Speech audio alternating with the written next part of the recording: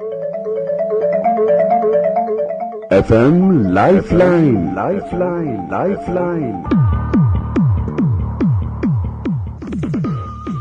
FM lifeline के सभी श्रोताओं को अश्विनी कुमार का नमस्कार।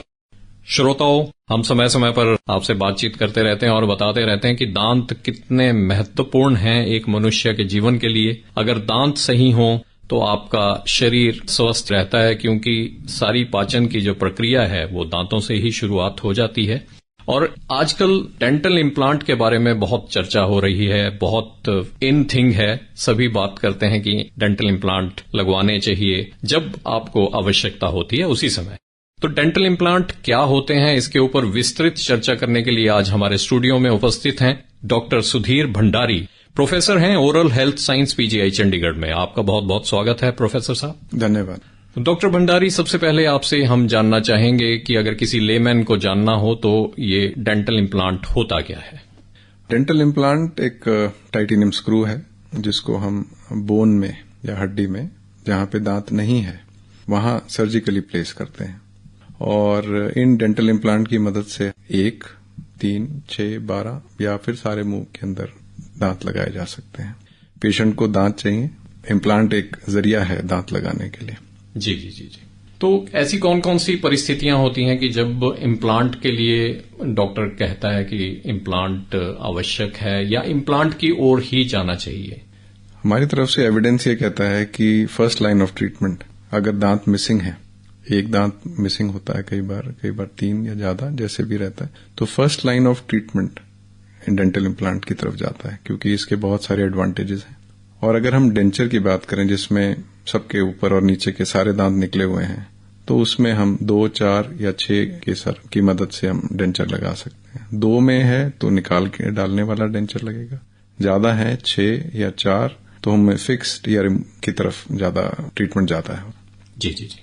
तो कभी कभार ये भी लगता है, जो सुनने वाले हैं वो भी जानना चाहेंगे कि डेंटल इम्प्लांट और डेंचर में दोनों में फर्क क्या रहता है, क्योंकि एक तो कहा जाता है कि कॉस्ट वाइज बहुत अधिक पड़ता है, जैसे कि इम्प्लांट है वो काफी महंगा है, जब तक और इसमें एडवांसमेंट नहीं आ जाती तब तक कॉस्ट का एक मामला तो रहेगा ही। पर वैसे ही अगर जो इसको एक तरह से करवा सकता हो, मतलब किसी की पॉकेट अगर अलाउ करती है, तो उसे कौन सा चुनना चाहिए या फिर केस टू केस डिफर करता है? पहले मैं एक आपके पहले प्रश्न का आंसर देता हूं, जिसमें डेंचर क्या होता है। डेंचर है दांत से रिलेटेड, इम्प्लांट बोन के अंदर चला जाता है। जी। और उसकी मदद से हम डेंचर लगाते हैं। जब कंप्लीट डेंचर की बात करें तो वो पूरा ऊपर का और नीचे का डेंचर अलग रहता है। पार्शियल डेंचर होता है जिसमें हम 2 दांत लगा देते हैं, 3 लगा देते हैं, so it's like a partial denture.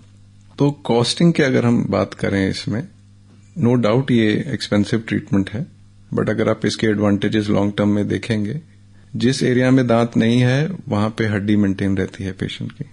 थोड़ा बहुत रिजॉर्प्शन होता है, बट इतना नहीं होता कि इन कंपैरिजन टू कि अगर हम वहां पे एक ब्रिज बना दें। एक तो हम साथ वाले दांतों की कटिंग करते हैं उसमें, और जिस एरिया में पेशेंट का दांत नहीं है वहां की जो बोन है या हड्डी जो है वो लगातार धीरे धीरे कम होना शुरू हो जाती है। और उतने ही सालों में अगर आप देखें, या अगर 10 साल तक का भी हम डेटा को देखें, तो बोन लॉस और अगर आपका इम्प्लांट है तो कॉस्टिंग इतनी फर्क नहीं पड़ती। और एट द सेम टाइम अगर आप दांतों की कटिंग करके ब्रिज बना रहे हैं तो उस पर भी नुकसान होता है। जी। तो 10 साल में ये पॉसिबिलिटी रहती है कि ब्रिज भी फेल हो जाए। ओके। सो जहां आपका एक इम्प्लांट लगना था 10 साल के अंदर आपके 2 और लग गए। तो इफेक्टिव कॉस्टिंग अगर हम देखें इस तरीके से तो इम्प्लांट बेनिफिशियल रहता है। ओके। तो डॉक्टर साहब, जैसा उम्र के बारे में अगर बात की जाती तो डेंचर तो एक स्पेसिफिक एज के बाद, जब बहुत सारे दांत आपके नहीं काम कर रहे होते हैं, तब रिकमेंड किया जाता है। इम्प्लांट के लिए क्या एज रहती है? क्या कभी एक्सीडेंट में अगर लॉस हुआ हो दांतों का तब भी इम्प्लांट काम करते हैं, कि इम्प्लांट भी उसी तरह रिकमेंड किए जाते हैं कि जब आदमी अधेड़ उम्र की ओर जा रहा होता है? नहीं, ऐसा नहीं है। एज को अगर मैं आंसर करूं आपके एज वाले क्वेश्चन को, तो हम 16 साल से ऊपर के बच्चों में भी कई बार इम्प्लांट लगाते हैं। और ये देखना पड़ता है हमें कि क्या कोई बच्चा सिंड्रोमिक है या उसको कुछ और ट्रीटमेंट चल रहा है, मेडिकल साइड से भी अफेक्टेड है। तो कुछ बच्चे होते हैं छोटे जिनमें बिल्कुल दांत नहीं आते, मतलब परमानेंट दांत और दूध वाले दांत दोनों ही तरीके से उनके नहीं आते और हड्डी बहुत कम होती है, तो उस टाइम पर हमें बैलेंस आउट करना पड़ता है कि एक छोटे बच्चे में भी इम्प्लांट डालें और उसको एक हेल्दी लाइफ देने का ऑप्शन दें, ताकि जो छोटा बच्चा भी है जो 5-6 साल का है, उसकी अपब्रिंगिंग में उसकी हेल्थ के लिए हम इम्प्लांट कई बार करते हैं। रूटीनली हम 16 साल से पहले इम्प्लांट नहीं करते। जी। आपका दूसरा प्रश्न है जिसमें चोट लग जाए, किसी को एक्सीडेंट हो जाए। हाँ जी, हाँ जी।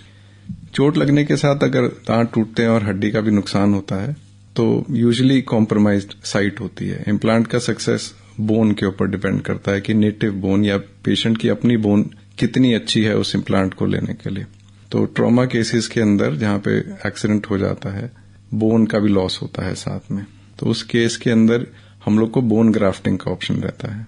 हम बोन ग्राफ्टिंग डिफरेंट साइट से पेशेंट की बॉडी से ही लेके उस पर्टिकुलर डेफिशिएंट एरिया को बढ़ाते हैं ताकि वो एक डिसेंट साइज का इम्प्लांट, एक अच्छा इम्प्लांट का साइज का इम्प्लांट हम वहां पे कर सकें और वो लॉन्ग टर्म सक्सेसफुल भी हो। कई केसेस ऐसे होते हैं जिसमें वो भी पॉसिबिलिटी नहीं रहती है, जब हम बोन ग्राफ्टिंग भी नहीं करते या फिर पेशेंट मना कर देता है तो छोटे इम्प्लांट भी आते हैं, 3 मिलीमीटर से छोटे जी, तो वो भी ऑप्शन रहती है, बिकॉज स्टिल वो एक डेंचर देने से किसी भी पेशेंट को बेटर ट्रीटमेंट ऑप्शन है। जी जी। तो डॉक्टर साहब, जैसे मान लिया किसी को आवश्यकता है कि डेंटल इम्प्लांट की ओर वो जाना चाहता है, तो किस तरह से निर्धारण किया जाता है, उसको क्या क्या प्रोसीजर अपनाया जाएगा, प्रोसीजर क्या रहता है इसका? सबसे पहले उसको हमने देखना है कि उस एरिया की बोन सूटेबल है या नहीं है। वो हम सीबीसीटी करवाते हैं, उसमें बोन की विड्थ, हाइट, आसपास के नर्व जो है उसको भी देख पाते हैं हम कि कितना क्रिटिकल है उसके इम्प्लांट। जब सर्जिकल प्लेसमेंट आप कर रहे हैं तो कितना क्रिटिकली, कितनी लेंथ का इम्प्लांट हम वहां पे डाल सकते हैं ताकि हमारी ट्रीटमेंट की वजह से पेशेंट का कोई और लॉन्ग टर्म नुकसान ना हो। जी जी। पेशेंट की हेल्थ इज वेरी इंपॉर्टेंट, और पेशेंट के ओरल कंडीशन जो है, क्या वो पेशेंट खुद रेडी है इम्प्लांट लेने के लिए, क्या वो वेल मोटिवेटेड है, क्या उसने अपने हाइजीन का या साथ वाले दांतों का ध्यान रखा है। इम्प्लांट एक ट्रीटमेंट ऑप्शन तो है, पर अगर पेशेंट उसको नहीं ध्यान रखेगा हमारी ट्रीटमेंट कंप्लीशन के बाद तो फेलियर रेट्स भी हैं, फेल भी हो जाते हैं इम्प्लांट। जी जी जी। सो ये सारे फैक्टर्स को देख के हम आगे डिसीजन लेते हैं कि क्या पेशेंट के लिए इम्प्लांट एक अच्छा चॉइस है या नहीं है। जी। तो श्रोता, इस समय आप सुन रहे हैं आकाशवाणी चंडीगढ़ से कार्यक्रम FM लाइफलाइन, और ये कार्यक्रम जारी रहेगा। आज हम बात कर रहे हैं डेंटल इम्प्लांट्स पर। तो आपने बताया किस किस तरह से एक निर्धारण किया जाता है, किस तरह से प्रोसीजर किया जाता है डेंटल इम्प्लांट का। तो क्या इसमें सर्जरी भी इन्वॉल्व रहती है? अगर सर्जरी होती है तो किस किस प्रकार की होती है? इम्प्लांट प्लेसमेंट सर्जिकल प्रोसीजर ही है, और इसमें 2 तरीके से हम कर सकते हैं। कई बार हम ले पर्सन की लैंग्वेज में बात करें तो गम्स को हटा के एक इंसिजन या चीरा दिया जाता है और उस एरिया को एक्सपोज करके हम इम्प्लांट वहां प्लेस कर सकते हैं। ड्रिलिंग होती है उस पर्टिकुलर, जैसे अगर इम्प्लांट छोटा है तो कम ड्रिलिंग है, बड़ा इम्प्लांट विड्थ वाइज और लेंथ वाइज तो उसकी ड्रिलिंग होती है। कुछ पेशेंट्स में बोन बहुत अच्छी मिलती है, हमें आइडिया लग जाता है देख के, उसमें हमें चीरा देने की जरूरत नहीं पड़ती, डायरेक्ट इम्प्लांट प्लेसमेंट हो जाता है। और कई पेशेंट्स ऐसे भी आते हैं जिसमें सेम टाइम पे हम दांत निकाल के इम्प्लांट प्लेस करते हैं, स्पेशली ट्रॉमा के केसेस में किए जा सकते हैं। उसमें दांत निकाल के उसी टाइम पे ही इम्प्लांट प्लेसमेंट हो जाए। जी। तो जो जबड़े की हड्डी के बारे में आपने बताया था कि एक प्रकार से वो उसकी हाइट और उसकी स्थिति ठीक होनी चाहिए, उसमें और क्या क्या देखा जाता है? कई बार मना भी किया जाता है खास कुछ पेशेंट्स को कि आपका इम्प्लांट नहीं हो सकता, आप डेंचर के लिए जाइए। तो इस तरह की स्थितियां भी होती हैं? आती हैं, हमारे पास ऐसी सिचुएशंस आती हैं। जैसे head and neck cancer patient होते हैं जो, उनमें अगर रेडियोथेरेपी की डोसेज 60 ग्रे से ऊपर लगाई जाए तो उसमें हम इम्प्लांट को मना करते हैं, हम लोग नहीं करते हैं उसमें इम्प्लांट। बिसफॉस्फोनेट थेरेपी, ऑस्टियोपोरोसिस के केसेस के अंदर जब इंजेक्शन दिया जाता है, पेशेंट लॉन्ग टर्म यूज कर चुका है उस मेडिसिन को, तो हम लोग अवॉइड करते हैं उसमें, क्योंकि हीलिंग नहीं हो पाती इम्प्लांट सर्जरी के बाद। तो ऐसे केसेस में डेंचर प्रेफरेबल ही है।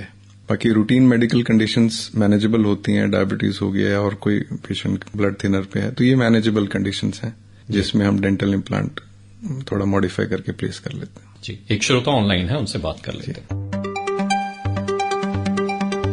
FM लाइफलाइन में आपका स्वागत है। गुड इवनिंग जी, मैं डॉक्टर साहब। हाँ जी, कौन बोल रहे हैं? राजकुमार बोल रहा, कराटा हमें जी। हाँ, अपना सवाल पूछो। मेरा सवाल है डॉक्टर मेरे दांत है 20-25 ਰੋਟੀ ਵੈਸੇ ਖਾ ਜਾਂਦੀ ਹੈ ਰੋਟੀ ਹੌਲੀ ਖਾਉਂਦੀ ਹੈ ਮਤਲਬ ਅਸੀਂ ਇਹੀ ਕਹਿੰਦੇ ਕਿ ਹੋਰ ਦੰਦ ਦਵਾਈਏ ਨਵੇਂ जी ये इनका सवाल है कि 20-25 दांत बचे हैं रोटी खाई नहीं जाती जाने ऐसे है ना जब मैं दाने खाता मूंगफली के ऊपर ले ना दांत पर दाना फंस जाता है नहीं, इसके 2-3 रीजन हो सकते हैं। अगर दाना फंस जाता है तो या तो वहाँ पे आपके गम डिजीज चल रही है या फिर दांतों में कीड़ा भी लगा हुआ है। हाँ कीड़ा लगा हुआ है क्योंकि बाजी में ना हमारे दांतों में दर्द बहुत होती है जी। हम टूथपेस्ट भी करते हैं पर उनसे आराम नहीं आता, कम आराम आता है। नहीं, अगर वहाँ पे कीड़ा लगा हुआ है तो आपको उसकी ट्रीटमेंट तो करवानी चाहिए क्योंकि वो फिर दांत पूरा खराब हो जाएगा। पहला मैं डॉक्टर के पास गया था नवे शहर, वो कहते सारे डॉक्टर सारे दांत आपके निकालने पड़ेंगे। तो ये भी हो सकता है कि आपकी गम डिजीज चल रही हो और वो बोन लॉस जो है हड्डी है दांत को सपोर्ट करने वाली। मैंने डॉक्टर साहब एक और भी बीमारी है ना, शुगर है मैंने। अच्छा जी। शुगर रहती है 250। हाँ ये ज्यादा है। खाता हूँ मैं। नहीं, आप ये ज्यादा है, आपको ध्यान रखना चाहिए इस चीज का और मेडिकल केयर लीजिए। एक तो शुगर तो है कि मेरी रीढ़ की हड्डी में डिफेक्ट है। आप ऐसा कर सकते हैं ओरल हेल्थ साइंस जो पीजीआई में है ना वहाँ पे आकर अपना चेकअप करवा सकते हैं तभी बेहतर। वहाँ हम गए थे, वहाँ तो रशे बहुत है, शाम को आते हैं सुबह को जाते हैं, रश बहुत होता है। नहीं, इसमें इतना रश नहीं मिलेगा। आप टाइम पे अगर जाएंगे तो डॉक्टर साहब है कहाँ जो ओपीडी है? नहीं, ये पुराना हॉस्पिटल में है। अच्छा। वो न्यू ओपीडी में तो आप सही कह रहे हैं रश होता है, यहाँ पे उतना रश नहीं होता। तो रश बहुत है। हाँ जी। बहुत बहुत धन्यवाद, शुक्रिया। ओके मैं डॉक्टर साहब। हाँ जी, थैंक यू।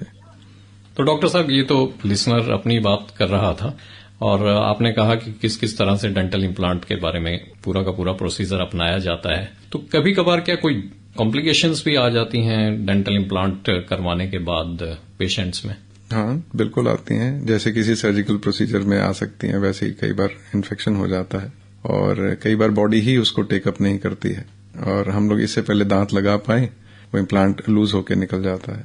दांत लगाने के बाद भी जब पेशेंट उससे खाना शुरू करता है तो कई बार इम्प्लांट लूज हो जाता है, उसके आसपास गम डिजीज आ जाती है जिसको हम पेरी इम्प्लांटाइटिस कहते हैं जी। तो ये सारी चीजों की वजह से ही भी इम्प्लांट फेल हो जाता है जी। एक श्रोता ऑनलाइन है, उनसे बात कर लेते हैं। FM लाइफलाइन में आपका स्वागत है। हाँ जी, नमस्कार सर। नमस्कार, कौन सा आप बोल रहे हैं? सर मैं रोहित बोल रहा हूँ सेक्टर 42 से। जी रोहित जी, आज हमारे साथ हैं डॉक्टर सुधीर भंडारी। ये प्रोफेसर हैं oral health science PGI Chandigarh में और डेंटल इम्प्लांट के बारे में चर्चा कर रहे हैं। अपना सवाल पूछें। हेलो। हाँ जी रोहित जी। हाँ जी नमस्कार सर। सर मैं रोहित बोल रहा हूँ। सर मैं सुबह जैसे ही जो ब्रश करता हूँ तो मेरे जो है मसूड़ों से ब्लड आता है जी। मैंने कई बार अपना जो ब्रश जो है महंगे से महंगा भी मैंने चेंज करके देख लिया, लेकिन सुबह जैसे एज सुन एज मैं ब्रश जब स्टार्ट करता हूँ तो मसूड़ों से जो है ब्लड आना स्टार्ट हो जाता है। ये इसकी रूटीन कंप्लेंट के अंदर मोस्ट लाइकली वो गम डिजीज आपकी चल रही है वहां पे और हो सकता है कि आपको डेंटल चेकअप करा के और हम लोग इसको स्केलिंग और क्लीनिंग बोलते हैं वो करवाने की जरूरत हो तो आपको। सॉरी मैं बीच में इंटरप्ट कर रहा हूँ आपको। मैं मतलब स्पेसिफिक प्लेस से ही आती है सर, एक ही साइड है लेफ्ट साइड में, वहीं से ही होता है ये ब्लीडिंग। नहीं, फिर देख के ही बता पाएंगे आपको। आप ओपीडी में आ जाएंगे तो आपको देख के बता देंगे, बट यूजुअली गम डिजीज अगर वहां पे है तो उसकी वजह से ब्रश करते हुए खून आता है। ठीक है, थैंक यू सो मच। शुक्रिया। तो डॉक्टर साहब जैसे आपने कहा कि डेंटल इम्प्लांट्स भी फेल हो जाते हैं, तो अगर किसी ने डेंटल इम्प्लांट करवाया है तो क्या क्या प्रिकॉशंस उसको लेनी पड़ती हैं प्रोसीजर के बाद? हाइजीन मेंटेनेंस तो है ही है, उसमें तो कोई दो राय नहीं है। जैसे हम नॉर्मल दांतों की ध्यान रखते हैं, देख रेख करते हैं, वैसे ही हमें डेंटल इम्प्लांट का करना चाहिए। इसमें अगर कोई डिजीज होगी तो यूजुअली पेनलेस होती है, तो ये और ज्यादा ये सीरियस हो जाता है बिकॉज पेशेंट को रियलाइज नहीं हो रहा है कि वहां पे कोई प्रॉब्लम आ रही है। दूसरा, चेकअप के लिए आ सकते हैं, हम लोग बुलाते हैं फॉलोअप पे, और इनकेस नहीं भी है तो भी आके एक बार चेकअप कराया जा सकता है। कई बार पेन नहीं होता बट बोन लॉस बहुत ज्यादा होता है पेशेंट का। ओके। सो फॉलोअप भी जरूरी है अपना रूटीन हाइजीन मेंटेनेंस करने का। जी, एक श्रोता ऑनलाइन है, उनसे बात कर लेते हैं। FM लाइफलाइन में आपका स्वागत है, कौन बोल रहे हैं? सर नमस्कार जी। नमस्कार सर वीरेंद्र सिंह बोल रहा हूँ खन्ना से जी। वरिंदर सिंह जी, डॉक्टर सुधीर भंडारी हैं हमारे साथ, प्रोफेसर ओरल हेल्थ साइंस, और दांत लगवाने के बारे में बात कर रहे हैं, जो डेंटल इम्प्लांट होते हैं उसके बारे में। अपना सवाल पूछें। सर नमस्कार जी। नमस्कार। हाँ जी सर, मेरा 20 दिन पहले एक्सीडेंट हो गया था। उस दिन मेरा ऊपर वाला दांत ना आधा टूट गया था, आधा टूट गया, आधा बीच में है। तो सर मैं खन्ना सिविल हॉस्पिटल में बैठा, उन्होंने दांत जो टूटा उस नाल था उसने जोड़ दिया, पर सर अब उसको ना ठंडा तत्ता लग रहा है, दर्द कर रहा है, उसको निकलवाना पड़ेगा कि नया लगवाना पड़ेगा वहां पे? नहीं, जरूरी नहीं होता है, हो सकता है उसको रूट कनाल करके ठीक हो जाए। अगर रूट फ्रैक्चर नहीं हुआ है साथ में आपके चोट लगने के साथ और बाकी दांत बिल्कुल ठीक है। अच्छा सर। सर आपकी ओपीडी किस दिन होती है? आप मेरी ओपीडी में आ सकते हैं, मंडे को आ सकते हैं, सैटरडे को आ सकते हैं। सैटरडे को ओपीडी होती है? ओपीडी रोज ही होती है, अगर आप आएंगे तो आपको देख लिया जाएगा। ठीक है ना। Okay sir, thank you. तो ये तो जिस तरह से कह रहे थे कि एक्सीडेंट वाले में, तो ये जो एक्सीडेंट वाले केसेस हैं इसमें इम्प्लांट एक तरह से एक बहुत अच्छी बात है, हम कह सकते हैं। जी जी, क्योंकि अगर उस एरिया का, जैसे मैंने पहले भी बताया कि अगर बोन अच्छी है और कोई डैमेज नहीं हुआ है उसमें, तो इम्प्लांट टूथ लॉस का एक बहुत ही अच्छा ट्रीटमेंट ऑप्शन है। जी। और कहा जाता है कि कई बार जैसे खेलते हुए कई बार एक्सीडेंट की वजह से दांत अगर टूट जाए तो उसको ले जाने का भी एक तरीका होता है। पहले भी हमने कई कार्यक्रमों में इस बारे में चर्चा की है। आपसे भी हम जानना चाहेंगे कि अगर अनफॉर्चुनेटली किसी के साथ ऐसी घटना होती है, बच्चे के साथ या फिर बड़े के साथ, तो दांत को किस तरह से पास वाले डेंटिस्ट के पास लेकर जाना चाहिए? यूजुअली वॉश करके, आई थिंक सलाइवा में टंग के नीचे रखे इज द बेस्ट ऑप्शन। नहीं तो मिल्क है, दूध मिल्क के साथ, उसके साथ ले जाया जा सकता है। मैं इस फील्ड में बहुत ज्यादा काम नहीं करता हूं, बट आई थिंक ये दो चॉइसेस ऐसा कर लें तो अच्छा रहेगा। जी जी जी। एक श्रोता ऑनलाइन है, उनसे बात कर लेते हैं। FM लाइफलाइन में आपका स्वागत है। Thank you sir. सर मेरी ना 4 ਈਅਰ से ना झाड़ा आ रही ने, ਤੇ ਉਹਦੇ ਵਿੱਚ मतलब कि ਨਾ ਤਾਂ ਉਹ ਆ ਰਹੀਆਂ ਨੇ ਤੇ ਨਾ ਹੀ मतलब कि ਛੋਟੀਆਂ ਛੋਟੀਆਂ ਨੇ, ਸਟਕ ਹੋਈਆਂ ਨੇ, ਤੇ ਉਹਦੇ ਕਰਕੇ ਮੇਰੀ ਆਈਜ਼ ਦੇ ਵਿੱਚ ਬਹੁਤ ਜ਼ਿਆਦਾ पेन ਰਹਿੰਦੀ ਐਂਡ ਸਿਰ ਦਰਦ ਵੀ ਰਹਿੰਦਾ, ਹੈਡੇਕ ਵੀ ਕਾਫੀ ਹੁੰਦਾ। आप कौन बोल रहे हैं, कहाँ से बोल रहे हैं? मैं कुलविंदर कौर, विलेज सलौदी। जी, डॉक्टर सुधीर भंडारी आपके सवाल का जवाब देंगे। ओके। पहले तो आप ये मान के चलिए कि आपके दांतों की वजह से आंख पे असर नहीं आता है। ओके। और दूसरी बात, अगर आपका कोई दांत फंसा हुआ है जो हड्डी के अंदर है, उसकी वजह से आपको हेडेक हो सकता है, बट प्राइमरी जो कॉज है वो दांत का ही है, तो उसको आपको चेकअप ही करवाना पड़ेगा। इससे पहले कि आपको ये सजेशन दे सकते हैं मुझे निकलवानी पड़ेगी या फिर उसकी वेट करनी पड़ेगी? नहीं, ये देखे बिना थोड़ा सा बताना मुश्किल रहता है। कई बार तो हम उसको पुल आउट, और मुंह के अंदर कर लेते हैं, ब्रेसेस के साथ या वायर से पुल कर लेते हैं। बट वो सिचुएशन होती है कि आपके केस में क्या सिचुएशन है वो देख के ही आइडिया लगेगा। और अगर अकल दाढ़ है और फंसी हुई है तो उसको हम यूजुअली निकलवाते हैं। Okay sir. जी, शुक्रिया। तो डॉक्टर साहब, ये जो विजडम टूथ के बारे में ये पूछ रहे थे, इसके सवाल सबके दिमाग में रहते हैं और दिमाग तक दर्द जाती है, क्योंकि दांत का दर्द सबसे भयानक होता है एक तरह से। जी। तो ये विजडम टूथ की समस्या आजकल बहुत रहती है, क्योंकि शायद हमारा खान पान भी उस तरह का नहीं रहा। पहले कच्चे फ्रूट्स खा लेते थे बच्चे, और बड़े भी काफी ज्यादा गन्ने अपने आप काट के चूसते थे। तो क्या कारण है इसके, और क्या करना चाहिए अगर इस तरह की समस्या आती है? ये एक एवोल्यूशनरी प्रोसेस है, और जॉ साइजेस जो हैं वो कम हो रहे हैं। मेजॉरिटी हर किसी के केस के अंदर जो थर्ड मोलर या अकल दाढ़ है वो नहीं फंसी होती। जी। तो अगर वो बिल्कुल फंस गई है बोन के अंदर और प्रॉब्लम भी कॉज कर रही है, तो उसको निकलवाना हमेशा ही अच्छा रहता है, पेनलेस रहता है। और इससे ना तो आपके च्यूइंग एफिशिएंसी में या खाने पीने में प्रॉब्लम आती है, ना ही ऐसा लगता है कि चीक अंदर चला गया और आप एजेड लग रहे हैं, या आपको लगता है कि एस्थेटिक कंसर्न्स भी नहीं रहते हैं। जी जी जी। सो 18 साल के बाद आपको आइडिया लगना शुरू हो जाता है। अगर हड्डी के अंदर पड़ा हुआ है वो, तो कोई तकलीफ नहीं दे रहा, तो जरूरत नहीं होती उसको निकलवाने के लिए। एक मिथ रहता है कि आई साइट वीक हो जाती है। नहीं, ऐसा कुछ नहीं है। जी जी, बिल्कुल नहीं है। बिल्कुल। तो हम थोड़ा सा इम्प्लांट से दूसरी ओर चले गए थे। जी। और कुछ आप बताना चाहते हो, रिसेंटली कोई डेवलपमेंट्स हुई हो इम्प्लांट के बारे में? क्योंकि जैसे बहुत सारा आजकल हम एडवर्टीजमेंट भी देखते हैं, तो स्क्रूज के साथ दांतों को जोड़ के दिखाया जाता है। तो क्या इम्प्लांट की ओर और कार्य हो रहा है धीरे धीरे, और इसमें एडवांसमेंट आएगी? एडवांसमेंट तो आती ही है। जैसे जैसे हम काम करते हैं वैसे इश्यूज भी आते हैं, तो उस टाइप की रिसर्च चलती रहती है।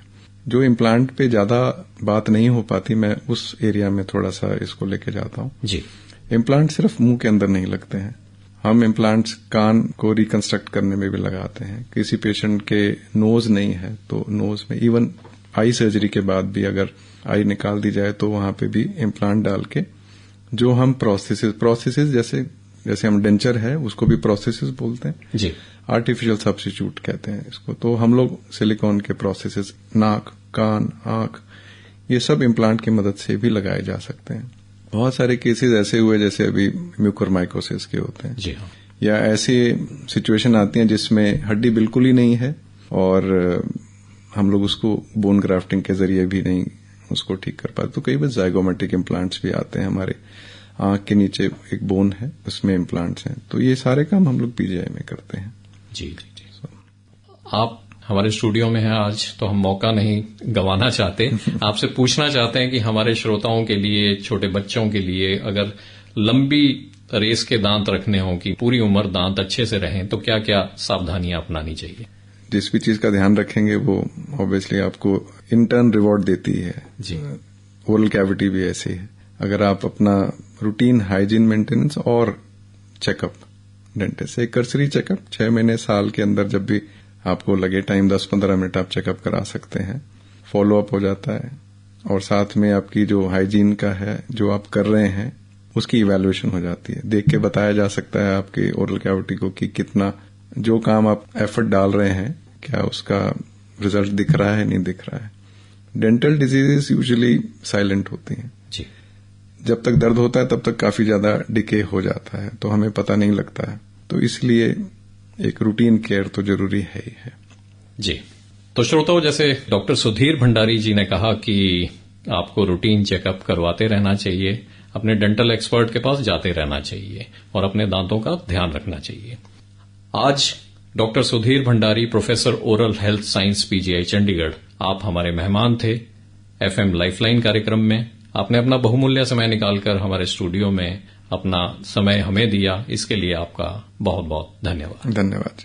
इसी के साथ आज का एफएम लाइफलाइन कार्यक्रम यहीं पर समाप्त होता है। आज के कार्यक्रम को रिकॉर्ड करवाने में तकनीकी सहयोग रहा जरनैल सिंह का। अब अश्विनी कुमार को आज्ञा दें। नमस्कार। FM Lifeline, Lifeline, Lifeline.